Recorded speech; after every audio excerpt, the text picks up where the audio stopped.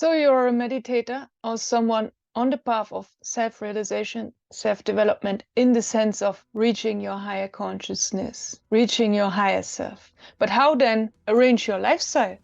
To live like a monk is very old-like and could appear very boring. But what else? In which area to live? Which clothes to wear? What about food, hobbies, how I arrange my lifestyle, as well as further recommendations you will get in this video. What about food? As you know, actually I prefer fasting, especially the more I'm deeper in meditation, the more I love to fast, and I love to fast so long. And there are several videos about that on this channel too. But we have to talk about food also because most people don't fast, and even people who fast have to eat from time to time. So, what to eat? Also, I would recommend the middle way. Because on the one hand, we can say, yeah, we want to be conscious, we can adjust our lifestyle to vegan food because we don't want to harm animals anymore, so we don't eat the meat. So we switch to the vegan food. That would be a very good solution. And maybe already many of you do this. And even a friend told me that since he switched to vegan food, he also automatically increased his meditation experience, increased his meditation progress, because something happens in us when we behave automatically good. That means he did switching to the vegan food for reasons of not harming animals, or for ethical reasons. And you know, the same when we develop in the inside, also there are ethical outcomes, but also it can work reverse, that when we behave ethical good, also the inner growth happens automatically. And at his experience, it was like this. He was not thinking about the meditation so far. He was not such a intensive meditator, but since he switched to the vegan food, he became a meditator. So that's one very good reason. But I don't want to say that you all have to be vegan now. Also here you can take the middle way, because the same friend suffered from a lack of vitamin B12, and he became so ill suddenly because he has this lack. And for his reasons of eating vegan food, even if it is so good and has such a good development, he had the disadvantage that he now has to take vitamin pills for the rest of his life, off as long as he's vegan. So also here the middle way. What is the middle way between vegan and meat? Is vegetarian. So from time to time you should eat a piece of cheese, or if you like to drink milk, or if you like eggs. For me it is very heavy because actually I don't like eggs, I don't like milk. I'm so sensitive, I even smell the animal there. And but still from time to time, when I add some cacao powder, so you can have some milk sometimes, that you can avoid to take the vitamin B12 pills or other pills when you are vegan. So try to establish some cheese or any milk products, or even eggs if you can and if you like.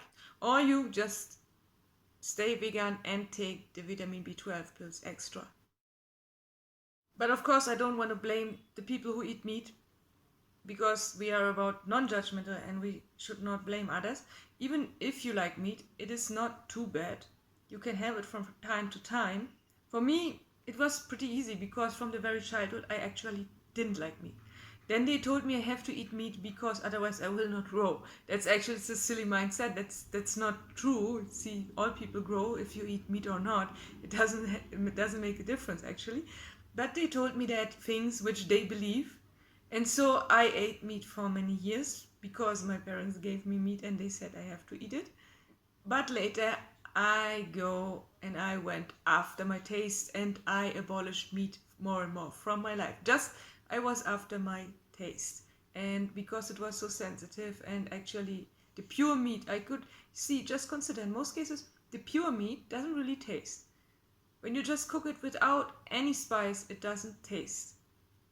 Compared to other things like vegetables you can eat without spice, they have an own taste. And the more sensitive you become, you can leave out the spices. But on meat doesn't taste good without any spice. So there you can see that meat actually naturally doesn't taste, so why to eat it? So I was just after my taste, and this is why I had the advantage that I don't have to say extra that I want to be vegetarian or so, that it was just automatically from my taste. But what counts more besides food and besides anything else is the spiritual food, It's not, see, we talk about the body, and I mention it now for your lifestyle. So many things which are not just about the soul. We started with the soul in the morning with the meditation, and then it went more and more into work and into the body, the clothes, and everything. Of course, because this is part of our life, so I have to talk and we have to consider that. And so it was part of this video. But the best thing compared to the bodily food is the spiritual food, and this is why we start in the morning with the meditation, and when it not work, then we start with read something from scriptures, from whatever you like, or some other things, or how I mentioned in the video, to focus the mind first before you meditate. So, and this is the spiritual food, not just, you can say, in the kind of meditation when you are in observing yourself and getting out insights from out of yourself. This is kind of a spiritual food, and when that does not work, then you take some spiritual food from the outside. That means from scriptures, from philosophy books, or whatever you like here. You can even change, you can take from your own religion if you have one, but you also can switch, or when you're interested, you can take something from another religion, from another philosophy, whatever you like. What counts at the end is more the spiritual food instead of the bodily food. What about the clothes? Don't care so far about clothing. Basically, I always try to get kind of a middle way, that I find something which is on the one hand very comfortable, and on the other hand it also looks good. But it depends on the situation. You can deal here now like the normal people, which adjust to a situation.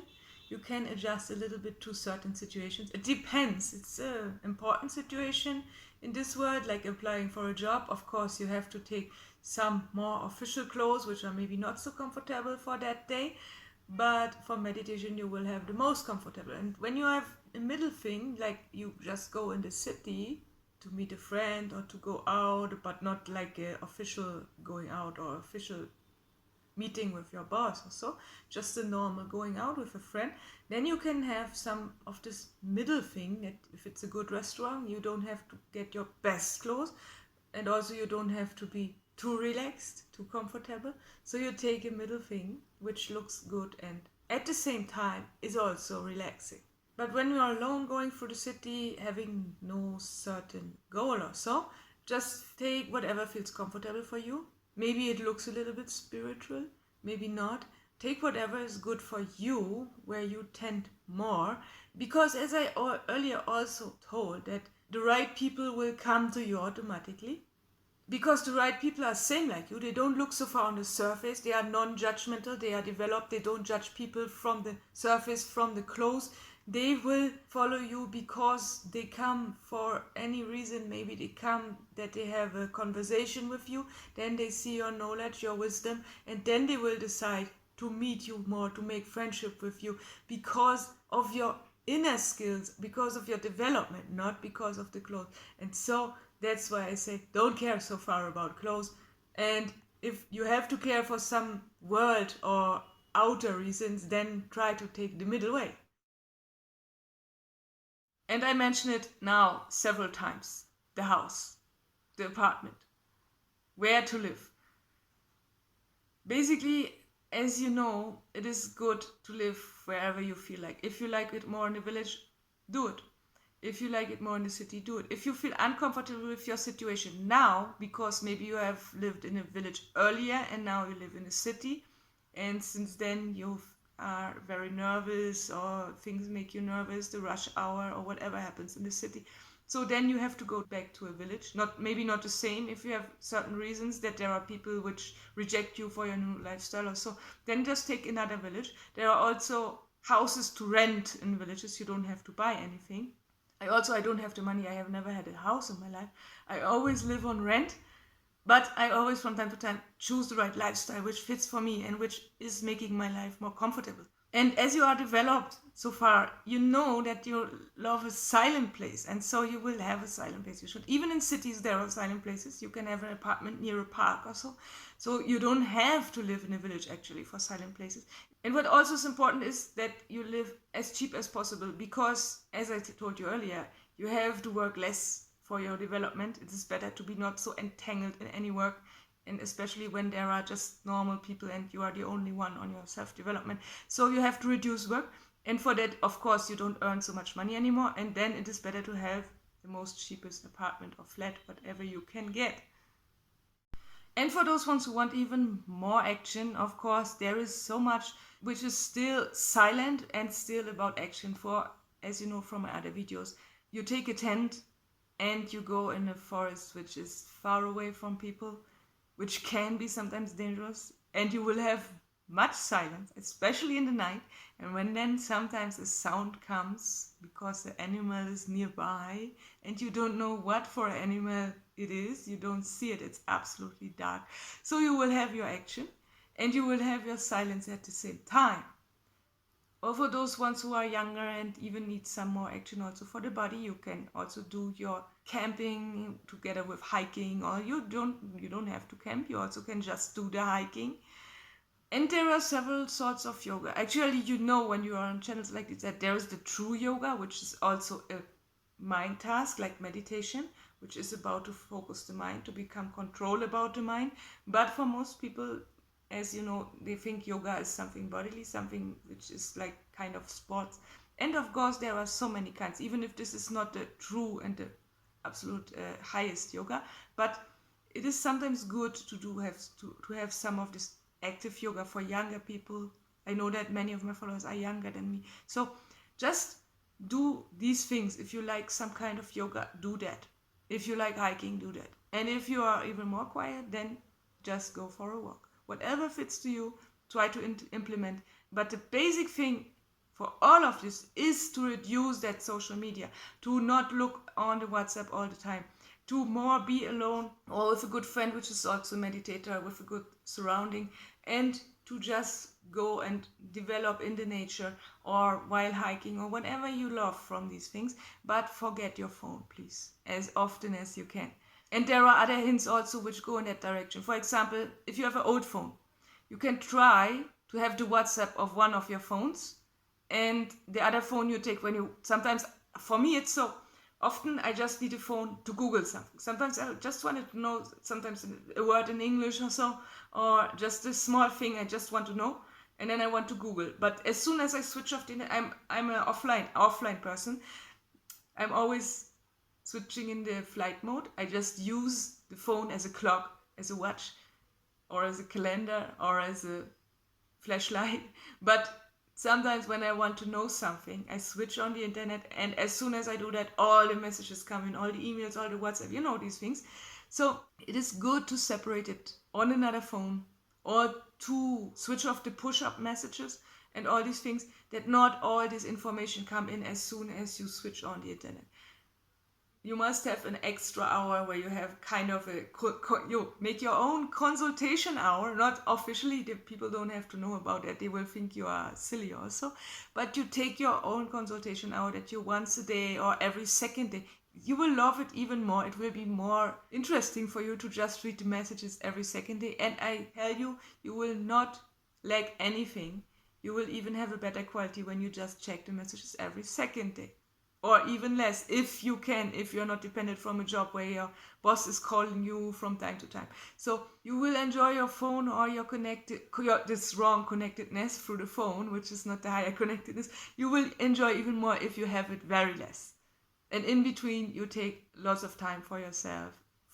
You can also implement a diary at a day. For example, if you have a negative emotion and you can't resolve it through meditation, it will not work sometimes at daytime, then you can also take your diary. It is also important. It will also be a big part in your everyday life. And when you have more free time, when you reduce your job. But if you have a work, or if you prefer work in office, or if you have any work where you can't meditate besides, or you are not able, still have to develop here. Some people still have to develop, and it's not a requirement. When you are here, you're also, some of you are still learning, some of you have already reached some things which I mentioned in that video. But if you can't meditate, whatever for reasons you have that you can't meditate in the work, then try to reduce and not to work too much. For me, it was also like this. For my external work, when I do something for companies, I always try to have as less hours as possible, that I don't work too much for them, so much, especially when it's something with the mind, some analytical work, something on the computer or so. But if I work for my conscious stuff, when I'm writing on my books or when I'm editing these videos, so I'm so in the flow, and then I often forget time, and sometimes I even work 16 hours a day. I couldn't imagine. Earlier times I had burnout, and I was thinking the burnout, they came from working too much. It never came from working too much. In my case, it came from the wrong content. My soul or something inside of me was not glad, not happy with the content when I was in army or in other spaces, in other places for work. But now, since I'm doing something good, writing books which can help people, making videos which can help people, then it suddenly happened that I forget time and I'm working so much, but still there is no burnout, because I have the highest motivation doing this, because I want to help you also. Okay, but what to do with your free time now when I tell you work as less as possible? And maybe you have the opportunity to work less because you have another money source, or you have a cheap apartment. So what to do with your free time then, when you now have so much free time? Of course, you try to meditate as much as you can. Or even if you cannot, then you have to establish now your new lifestyle. And this is a quiet lifestyle. Because you know, when you are on channels like this, you love the silence. And you will also have maybe already silent hobbies or slow hobbies, like which has to do with creativity. Maybe you're a painter, or you have any other hobby which is basically silent, which is not about so much action or something what other people have. And for those ones who have already not, I can recommend that you do some silent things, you try several things based on creative things. There are some sketch pictures, there are some, you can do stitching, you can learn these, there are so many things you can learn. And then you have a silent hobby, or you just go for a walk. You enjoy, see, when you're on that development, you become more sensitive, you become more aware, and you will love nature more, and you will observe the certain animals, the certain insects, the birds. Some people have even the hobby to differentiate the several kinds of birds, just from singing or from watching them, whatever. Or some people try to figure out the name of the trees, then so they are interested more in the trees. Some people are more in plants, some people love more the animals. So whatever, you can try out so many things in the nature. Or if you like, and even with little more action, you can also start to help animals, to heal animals. You will find, maybe when you go for a walk very often in the park, from time to time you will find a damaged animal, a small one, and maybe a butterfly with a broken wing. You can bring them in your house, and you can look at on Google, on YouTube, to figure out how to repair these things, or how to host just a butterfly as soon as it is healed from a loan.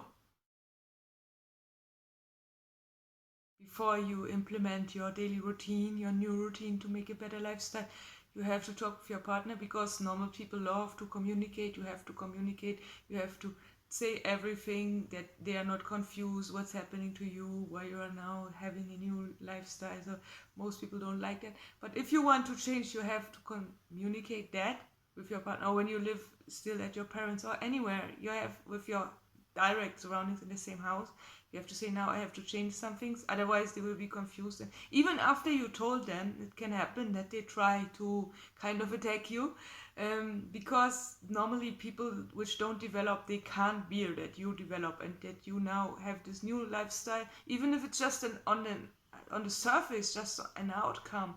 It's just how you behave. It's even not that they don't even see your inner development. This would make them even more anxious than they already are from your outer from your outcomes, from your outer life. See, it is better to communicate that they know, okay, you need some time alone in the morning, or also several times alone all over the day. So the monks also, before they meet in the meditation hall or they meet in the church, they always take their first prayers or first meditation for half an hour or so alone in their room, in their single room. And so you start the day, in the best case, alone. Or if you have a partner which is a meditator, then it's no problem. You can start together with meditation. Yes, and now we are already at the topic partner.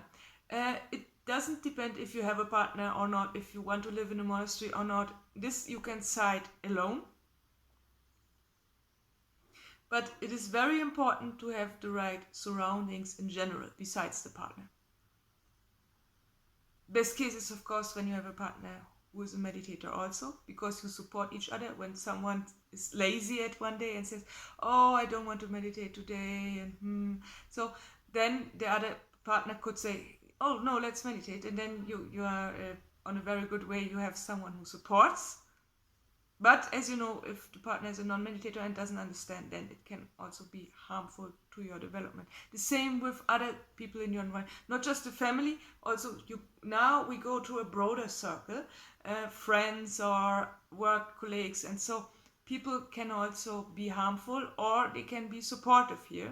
It depends on your environment, and sometimes it can even happen when you want to make a better lifestyle and when you want to change and to have a good meditation lifestyle and to a good development for yourself, because what counts at the end is your higher self and your development, what you have inside of you, that you bring it outside, that you have your connection, first of all, that you have the connection, that you overcome the ego, that you can have the access to your higher self.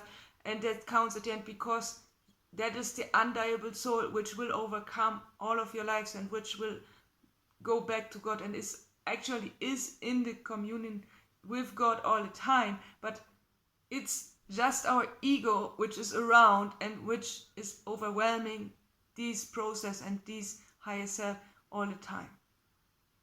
And the other people also, they have their ego and they also want to pull you down and want to bring you away. They are not doing this consciously, they are just doing this unconsciously, because they are not educated better, they don't know better about these things. Even you can help them, but they are, in most cases, they are not open, they don't want to be helped, they don't want to develop.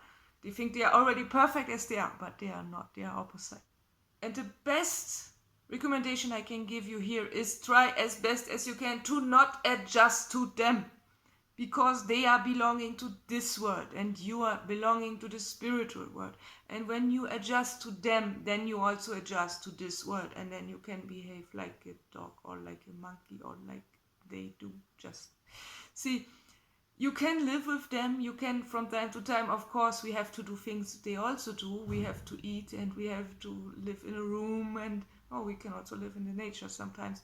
But try just to follow your lifestyle, which is basically like a monk, and not to adjust so much to the lifestyle of most of the people. It's not easy, because most of the people, they live actually wrong. They're drinking in the evening, the next morning they are sick, and see, they have their lifestyles, and we have so many people around us which have wrong lifestyles. So it's very difficult to be the only one who wants to develop and who makes positive changes. But you have to do that, and you don't, and I want to encourage you that you don't adjust to the normal people.